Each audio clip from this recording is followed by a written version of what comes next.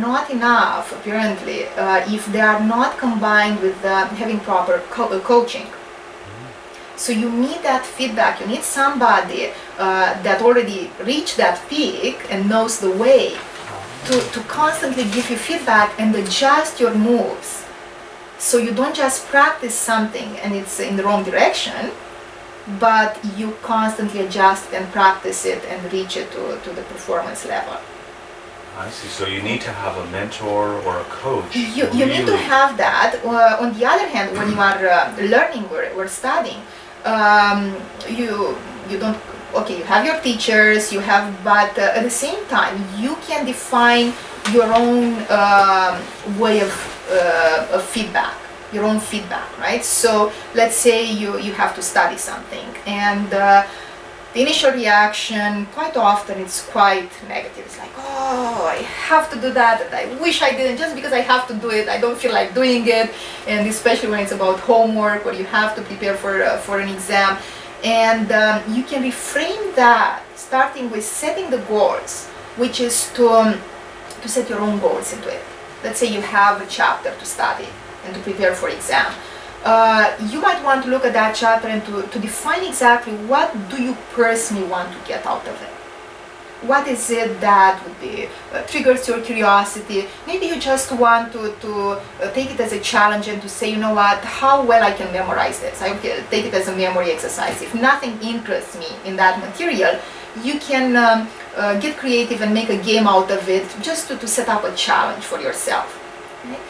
And for that particular personal challenge, you won't necessarily have a mentor or a coach, right? So you set your own measurement tools, which is, let's say I want to be able to reproduce, if it's a memory challenge, to reproduce 80% of the material. And then every time, that's where the next practical part comes into it. In my view, I think it's very important to write things down, to record, to monitor. This is whether you are working with somebody else, with a coach, with a mentor, or it's your own challenge, your own self-learning process. When you write things down, including the goals, you make the transition right there from thought to action. It becomes real, it becomes concrete, it becomes material, right? So you are already there. You made the first few steps right in there. When you make the transition from just an idea or a thought or an initiative, where you actually become serious and become some quite material. You're writing on paper, it's there, it's not lost in the wind, but that's the initial reference point that you are going to come back to. Right? So you write very clear. There is that SMART model of setting up proper goals. Right? So the proper goal is supposed to be specific. Not I just want to study. That's not good enough. What do I want to study? How would I define success for myself? What is it particularly for me that would match my own criteria of succeeding or not? Right?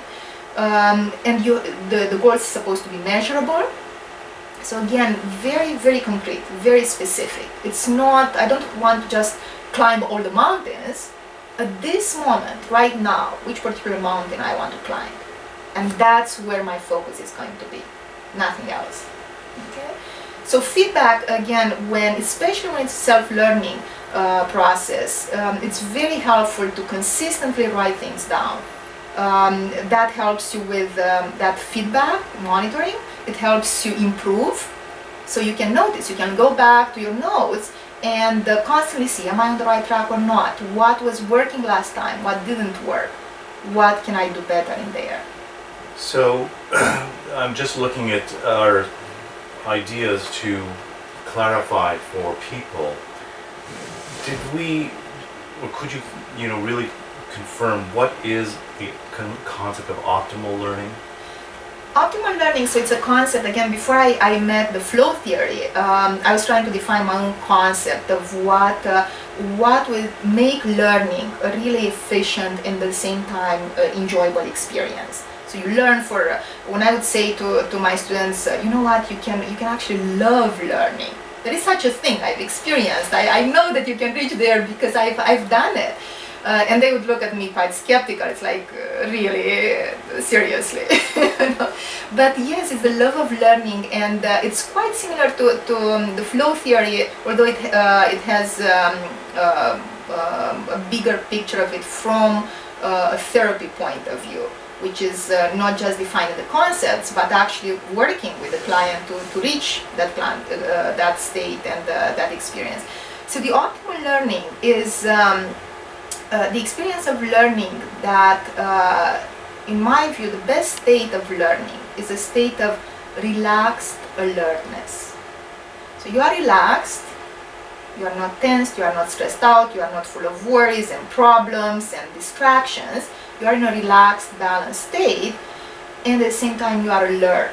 So you are not sleeping. You are not as relaxed to be sleeping, but you are in the proper brain waves that help you perform at your best and remember and understand and really learn to your best potential. I think the challenge is, and I have got a young son, and school is never really one of their, areas that they really have optimal learning. And what I wonder about is whether it's the subject matter, whether if you just